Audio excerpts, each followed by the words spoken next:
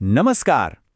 ચાલો આજે આપણે એક એવા જોરદાર કાવ્યની દુનિયામાં જઈએ જે આપણને બધાને આગળ વધવા માટે પ્રેરણા આપે છે. આ કાવ્યનું નામ સાંભળીને જ કેવો જોશ આવી જાય છે નહીં? ચાલો ચરણ ઉપાડો. તો ચાલો તૈયાર થઈ જાઓ, આપણે આ કાવ્યની સફર શરૂ કરીએ. જુઓ, આ કોઈ સાદી કવિતા નથી, બરાબર? આ તો એક શૌર્ય ગીત છે, એકદમ જોશભર્યું આહ્વાન. એ આપણને શું કહે છે? એ કહે છે કે ભાઈ ભેગા મળો, એક સાથે કદમ મિલાવો અને બસ આગળ વધો. એક એવી પ્રેરણા આપે છે જાણે કોઈ લીડર આપણને રસ્તો બતાવતો હોય કે ચાલો આપણે બધા સાથે મળીને આગળ વધીએ. તો આટલા જોરદાર શબ્દો લખ્યા છે કોણે? એ છે આપણા જાણીતા ગુજરાતી કવિ શ્રી સુરેશ દલાલ. એમણે તો ઘણા બધા સુંદર કાવ્યો લખ્યા છે, પણ આ કાવ્ય, અરે વાહ! આ તો આપણને જીવનમાં કંઈક મોટું કરવાની, કંઈક કરી છૂટવાની હિંમત આપી દે છે. તો ચાલો કાવ્યની શરૂઆત કરીએ. પહેલો જ સવાલ, કવિ આપણને ક્યાં જવાનું કહે છે અને કેમ? આનો જવાબ છે ને કવિતાની પહેલી જ કેટલીક લાઈનોમાં છુપાયેલો છે. ચાલો જોઈએ કે આ બોલાવટ પાછળનો અસલી મતલબ શું છે. આ લાઈન કેટલી સરસ છે. કવિ એમ નથી કહેતા કે તું ચાલ કે હું ચાલું. એ કહે છે ચાલો, એટલે કે આપણે બધા. મતલબ કોણ કઈ જાતિનું છે, કયા ધર્મનું છે, એ બધું જ ભૂલી જાઓ. બસ દિલથી દિલ જોડીને એક થઈને આગળ વધો. આ જ તો છે એકતાની તાકાત. પણ એક મિનિટ, આ ચાલવાની વાત છે, પણ ક્યાં ચાલવાની? શું ખાલી રસ્તા પર ચાલવાની વાત છે કે પછી આ યાત્રાનો કોઈ બીજો ઊંડો મતલબ છે? હા, બિલકુલ. આનો મતલબ ઘણો ઊંડો છે. આ કોઈ સાધારણ યાત્રા નથી.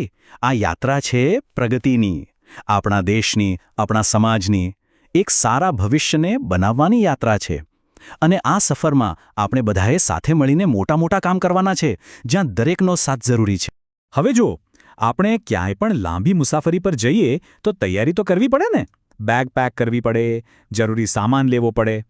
તો પછી આટલી મોટી યાત્રા માટે કવિ આપણને શું તૈયારી કરવાનું કહે છે? આપણી બેગમાં શું શું હોવું જોઈએ? ચાલો જોઈએ, મજા આવશે. કવિ કહે છે કે આપણી સાથે 4 વસ્તુઓ હોવી જોઈએ: નકશા, વાયુનો વેગ, ધોળી ધજા અને ભાનુ એટલે કે સૂરજ. પણ આ શું છે?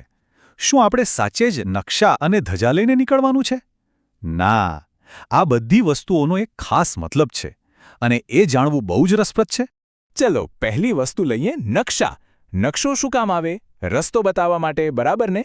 તો અહીં નકશાનો મતલબ છે એકદમ ક્લિયર પ્લાન. આપણું લક્ષ્ય શું છે, આપણે ક્યાં પહોંચવું છે અને ત્યાં પહોંચવા માટે કયો રસ્તો લેવાનો છે, આ બધું જ આપણી પાસે નક્કી હોવું જોઈએ. કારણ કે પ્લાન વગર તો આપણે ક્યાંય પહોંચી જ ના શકીએ. હવે બીજી વસ્તુ છે વાયુનો વેગ, એટલે કે પવન જેવી સ્પીડ. કવિ કહે છે કે ધીમે ધીમે આળસ કરીને કામ નહીં ચાલે. આપણામાં એકદમ જોશ, સ્ફૂર્તિ અને ઝડપ હોવી જોઈએ. પવન કેવો બધું ઉડાવીને લઈ જાય, બસ એવી જ ઊર્જા સાથે આપણે પ્રગતિ કરવાની છે. હવે એક બહુ જ મહત્વની વાત. યાત્રામાં શું સાથે લેવું એ તો જરૂરી છે જ, પણ એનાથી પણ વધારે જરૂરી છે કે શું પાછળ છોડી દેવું. આપણી પ્રગતિને રોકનારો જે કચરો છે, જે બોજ છે, એને તો ફેંકી જ દેવો પડે. જેમ કે બધા ભેદભાવો અને ભાગલા, અંધકાર અને નિરાશા, અને સૌથી મોટો દુશ્મન ડર. આ બધું પાછળ મૂકીશું ત્યારે જ હળવા થઈને આગળ વધી શકીશું. ઓકે, તો આપણી તૈયારી થઈ ગઈ, જરૂરી સામાન લઈ લીધો અને બિનજરૂરી બોજ પાછળ છોડી દીધો. પણ આપણે જઈ ક્યાં રહ્યા છીએ? આપણી મંઝિલ કઈ છે? આટલી બધી મહેનત કરીને આપણે પહોંચવાનું છે ક્યાં? તો સવાલ એ છે કે આ મહાન યાત્રાનું છેલ્લું સ્ટેશન કયું છે? આપણું ફાઇનલ ડેસ્ટિનેશન શું છે? કવિ આપણને કયા શિખર પર લઈ જવા માગે છે? ચાલો હવે એ જાણીએ. અને જવાબ છે હિમાલયની ટોચ. હા, આપણી મંઝિલ છે હિમાલયનું શિખર. પણ અહીંયા હિમાલય એટલે ખાલી પર્વત નહીં. હિમાલય એટલે સફળતાનું, સિદ્ધિનું, મહાનતાનું સૌથી ઊંચું લેવલ. કવિ કહે છે કે આપણે નાના મોટા નહીં, પણ સૌથી ઊંચા લક્ષ્યને મેળવવાનું છે. અને આ લાઈન તો જુઓ, કેટલી અદ્ભુત છે. ખુદમાં કંઈક, શિલ્પ ત્રિશૂલ ત્રાસો. આનો મતલબ એ છે કે ખાલી બહારની દુનિયામાં જ સફળતા નથી મેળવવાની. અસલી જીત તો ત્યારે જ છે જ્યારે આપણે આપણી જાતને વધુ સારી બનાવીએ, આપણી અંદરની કમજોરીઓ અને ખામીઓને દૂર કરી પોતાની જાતને એક શિલ્પકારની જેમ ઘડીને એક મજબૂત અને સક્ષમ વ્યક્તિ બનાવવાની છે. તો અત્યાર સુધી આપણે દેશ અને સમાજની વાત કરી, પણ આ કવિતા ખાલી એમના માટે જ નથી. આ કવિતા આપણા દરેક માટે છે, આપણા પોતાના જીવન માટે છે. ચાલો હવે એ જોઈએ કે આ કવિતામાંથી આપણે આપણા માટે શું શીખી શકીએ. હવે એક સવાલ. આખું કાવ્ય આપણે સમજ્યા, પણ એવી કઈ એક લાઈન છે જે સીધી દિલમાં ઉતરી ગઈ, જે વાંચીને એમ થાય કે બસ હવે તો કંઈ કરવું જ છે? આના પર શાંતિથી વિચારજો, કેમ કે દરેક માટે એ લાઈન અલગ હોઈ શકે છે. તો ચાલો આખા કાવ્યનો જે સાર છે, જે સલાહ છે, એને 5 સિમ્પલ સ્ટેપ્સમાં સમજી લઈએ. પહેલું, તમારું પોતાનું હિમાલય નક્કી કરો, એટલે કે એક મોટું લક્ષ્ય બનાવો. બીજું, એ લક્ષ્ય સુધી પહોંચવા માટે તમારો નકશો તૈયાર કરો. ત્રીજું, રસ્તામાં જે કોઈને મદદની જરૂર પડે એમને સાથ આપો. ચોથું, એકલા નહીં બધાની સાથે મળીને કામ કરો.